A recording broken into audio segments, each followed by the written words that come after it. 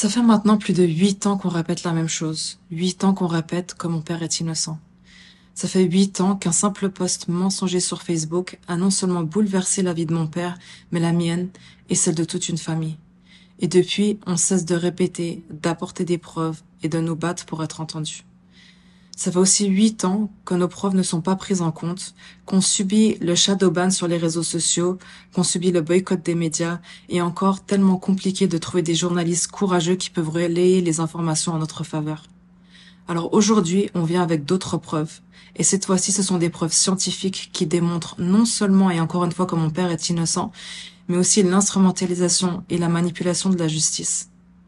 Et sans compter les contradictions et les mensonges des accusatrices. On voit clairement avec ces nouvelles preuves que ces plaignantes et leurs complices ont trompé la justice. Ça fait aussi plus de 8 ans que je me bats pour faire reconnaître l'innocence de mon père, parce que je sais qu'il est victime d'une instrumentalisation et qu'on a surfé sur la vague du mouvement MeToo pour accuser des personnes à tort et qu'on a sacralisé la parole des plaignantes.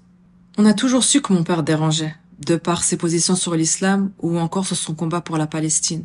Et maintenant, encore plus, on comprend pourquoi on a voulu le rendre silencieux et on ressent le vide de ses analyses et de son courage que beaucoup n'ont pas. Et c'est pourquoi je vous demande d'être présent à la fin du mois pour une conférence de presse qui se déroulera sur Paris où nos avocats français et suisses, ensemble, vous présenteront les nouvelles preuves scientifiques, irréfutables, qui montrent clairement, s'il en fallait encore d'ailleurs, des preuves que mon père est innocent.